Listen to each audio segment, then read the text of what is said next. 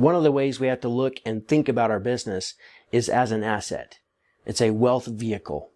And so if we're thinking about it this way, then think of it like a house. If you purchased a house and you put new flooring in it, you painted all the rooms, you painted the outside of it or put new siding on, you replaced the roof, you put, of course, new heating and air conditioning in, maybe revamped the plumbing a little bit. Those are all upgrades to the house that makes the house more valuable. Well, when it comes to your business, if you don't continue to upgrade the business, then it doesn't become more valuable. And part of upgrading the business is collecting more customers. And if you collect more and more and more customers, then it's going to be, you'll get to a point where it's literally impossible to service everybody without saying no to your loyal customers all the time. So this idea of just a one-man shop, if you're good and you provide an excellent, great service, then you will have to say no to a lot of people. You will not be able to take on any more clients. So if you're okay with that, then by all means do that. Just know that if you're not charging enough to at least fund your retirement account very healthily, if that's a word, like you're socking away a ton of money, because your business is never going to be worth much. Period. It's not like if you're not reinvesting in the business, adding people to it, upgrading your services that you provide, if you're not doing any of those things, then it's never going to be worth much. And as one person, you can only get so far. You can only do so many calls. There's only so many hours in a day. So if you're a person who has a really difficult time saying no to customers, then staying as a one-man shop is not going to be for you.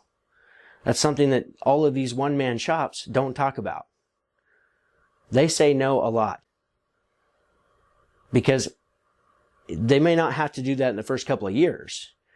But after year 5 and 6, their customer list should just continue to grow each and every day if they're doing a great job for their customers. And if that's what's happening, it will literally become impossible to service all of your current clients.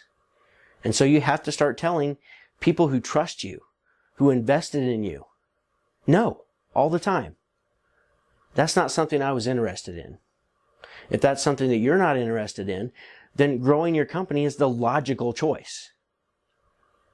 So if you're going to grow your company, the tough thing about it is that because we're small and we have lower overhead, we think that we don't have to charge as much. But the reality is we are caught between a rock and a hard place. We actually have to charge typically more than our competitors, especially the older competitors in town who do a crazy amount of volume, way more volume than what you're used to. And I'm not talking about just one system per day if you've gotten to the point where you're selling one system per day and installing one system per day. I'm talking about companies that are doing 3 systems a day, sometimes 4 systems a day or 5 systems a day. And the bigger the company, the more systems they're installing daily.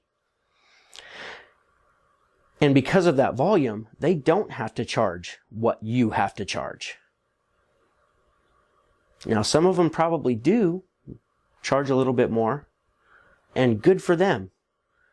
They have the free will to do that as a business owner. They have the free will to earn as much money as possible.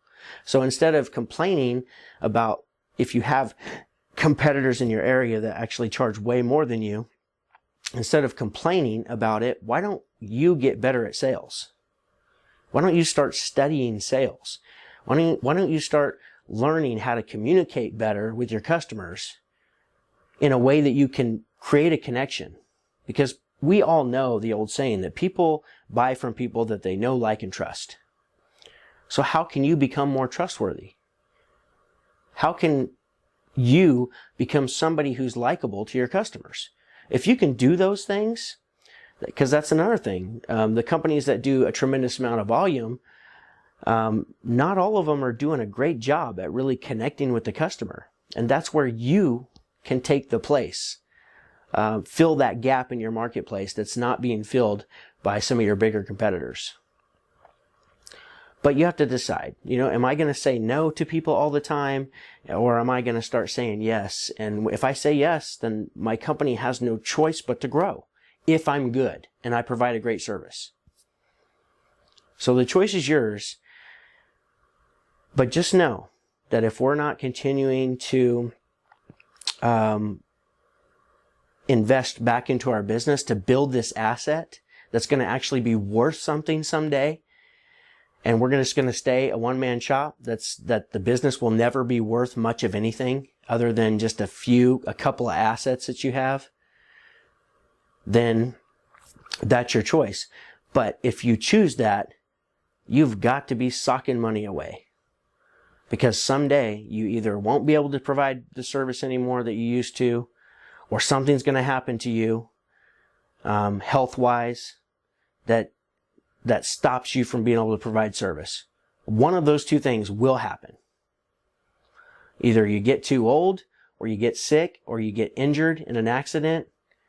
Something will happen. You can't do this forever. And if you want something to retire off of, if you want money at the end of or if you don't want to have to work when you're 70 or 75 or 80, and you're not going to be very efficient at that age, right? This is hard work. I've always said that heating and air conditioning is a young man's sport. And so you're getting older. Every single day, you're getting older. And so if you want to continue down this path, more power to you. Just know, for all the people that think that this path is cool, I just want them to be aware that they're going to have to say no a lot. If they're any good and customers like them at all, then they're going to have to say no a lot, because it is impossible to be really great and be a great communicator and to grow your and to stay a one-man shop. It's almost impossible. I'm not going to say almost. It is impossible. Your customer list will grow. You will have to stop taking new customers.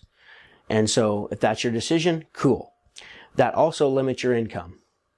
And at the end of the day, end of your 20-year run or your 30-year run or your 50-year run or 60-year run, it would be nice to have something that's worth something. And just know that your business will never be worth much because you're one person. You can only get to so many people. You can only generate so much revenue. Period. So keep that in mind if you decide to stay on your own, because I think it's appealing to a lot of people, because management is hard. Dealing with employees is hard. And some people just don't have the mentality to be able to do that effectively. I mean, that's just reality.